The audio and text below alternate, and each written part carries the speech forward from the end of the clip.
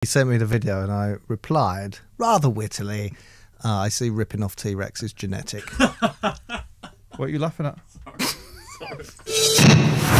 So, a question. One of yours or one of the righteous listeners? Let's do a righteous listener. This is Michael. All right, Noel, I want to know what's the weirdest thing you received from a fan? The weirdest thing. Japanese fans buy you weird things. But like they buy you stuff that you initially go, why don't they buy me stuff like that? And then you end up keeping it because it's actually kind of practical. What like? Stuff for the house. Like mad. What, soft furnishings? I've had cushions and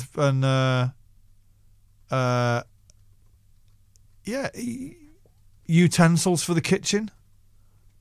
Yeah, That's a strange ashtray. gift for a rock Yeah, star yeah. fan. Yeah. But they can be quite thoughtful. Mm. And I've ended up bringing loads of it home. Yeah. Really? Yeah. How much goes in the bin?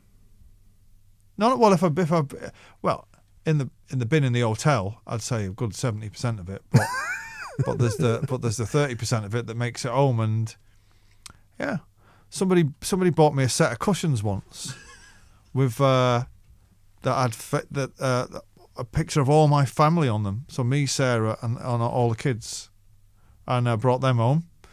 My problem with receiving gifts, right, is the face. You know, like when you open it, I find that quite nerve-wracking. No, fans don't expect you to open it in front of them because there's a melee and right, so they just hand them over. Yeah, they just hand them over to you. Yeah, squirrel back to your hotel room and go. There's a lot of snacks from Japanese kids, like crisps and chocolate, and then clothes.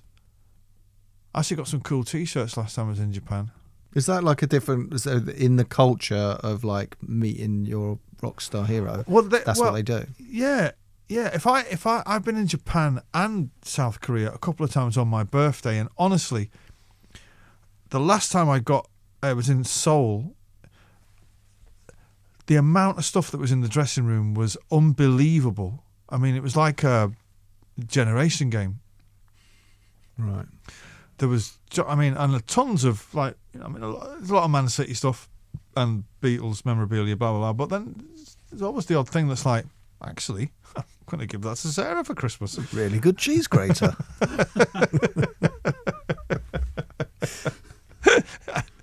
It's a can of mace. Yeah, but it's quite risky, isn't it? It's quite. I mean, you're taking stuff from a load of random people and then putting it backstage, and some of them are snacks. I'd worry that someone might have put some. Yeah, that's snacks. you all over, isn't it? Yeah, it's just a nervous little. Oh, what if somebody's poisoned them?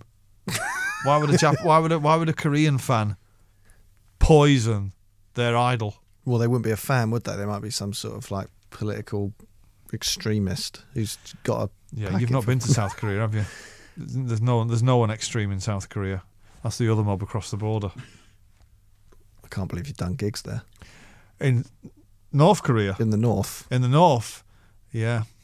No, I'd like to go to North Korea, though. I'd love to go. No. Well, you're not like to go and just experience I'd like to look at it from a helicopter. Because Damon Albarn was telling... Damon's been as a tourist. Korea. Yeah, and he was telling me the stories of it. Sounds like it's real, fascinating. He was saying, obviously you can't leave the hotel without somebody with you, and so whoever you all get on a bus, and there's you're taken to see the shops, right? And he's always said there's this sense that as they see the bus pulling up, everybody starts to go into work mode. Then as the bus pulls off, they're kind of like, it's a bit of a facade. What was he doing? Like, it's just literally. I think he just went as a tourist, just to see. Yeah. Yeah. He was saying to me, "Do you fancy going?" I was like, "What? Me and you going North Korea?" That would be a crazy documentary. Well, he'd write an opera on the plane on the way, wouldn't he? While I'd be getting rat-arsed on the lager. I'd love to go though. I'd love to experience the atmosphere of it. What about when Dennis Rodman, the basketball player, he was friends with the other fella? What's his name? The new one. Kim Jong-un. The new one. Yeah. He was like friends with him, wasn't he? And so like the American government were almost trying to get messages through Dennis Rodman to him. Imagine he was like Oasis fan, and he invited you over Probably there. he's undoubtedly is. Yeah. What if he invited you over there and was like, "So Kim Jong-un? Yeah. I'd go. Absolutely. Would you? Yeah. Why not? I'd go and come back, and obviously you'd be met by MI5 at the airport, and I'd spin him a right load of nonsense. I'd say, mate, they're so advanced, it's unbelievable. I've got these rockets. Can be in London in half an hour. Yeah, spin him a right yarn. But what is interesting about that part of the world is the South Koreans, right? They're like the Irish of Southeast Asia. Right. They're real up for it, fun-loving, amazing fans, great gigs and all that, which means that the other lot of the border must have that in their soul, but they're kind of repressed and downtrodden. Yeah, that's why it's heartbreaking. Kind of indoctrinated with fucking nonsense communism, which kind of makes it a little bit more sad, really. But yeah, I'd go. Would you not go if you were offered to go? No, because I feel like... I mean, you're too scared though anyway. Yeah, Like, I'd just be scared that it was a yeah. trick. What if I get... It's a trick. It's a trap! It's Get a out! trap. Getting off the plane and there's Italian writing everywhere. Hang on a minute, it's not Korea. Oh, God, it's happened again. So, should we play a tune? Yes, let's play a tune. Is it... let me guess what one you're going to go All right, for I'm going to play a song by a guy called James Ray.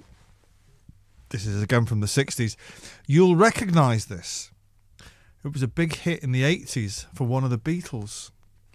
This is called... Ah, I didn't know that was a cover. Neither did I. This is called I've Got My Mind Set on You by James Ray. Yeah. I'm amazed. Do you reckon to that? I didn't know that was a cover. No, me neither till a few years ago. I was just flicking through some stuff on iTunes and it was on a compilation album and I thought, surely it can't be the same song. And there it was. Unbelievable. I kind of prefer it to George's version. Yeah, I do as well. I met George once. Go on.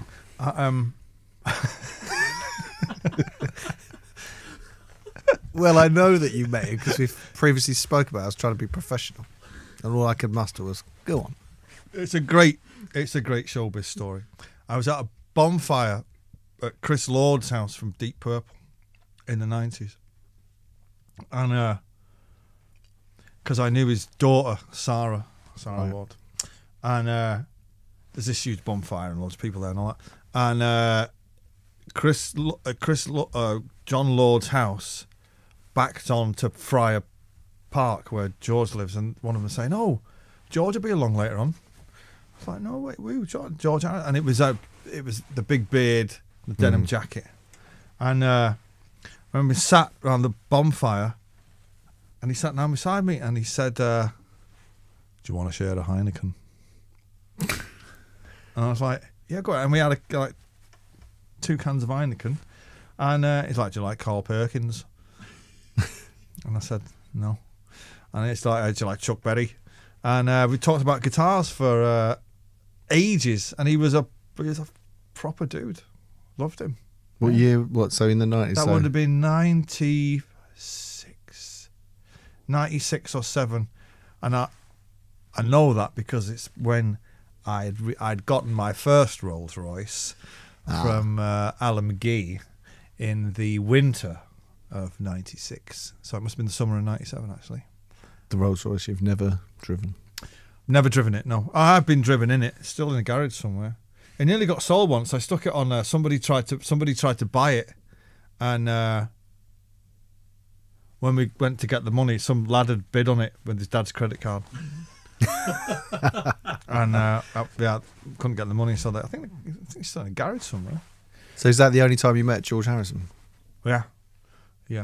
Wow. It was I met him and Ringo, of course, and Macca. Yeah, it's amazing when you meet them because although you'll be talking to them, right, and they're just normal, obviously extraordinary thing that they did, but they're like normal guys. And then it's not until you've been the newsagents a couple of weeks after and they'll be on the cover of Mojo where you go, no way, man, that's one of the Beatles.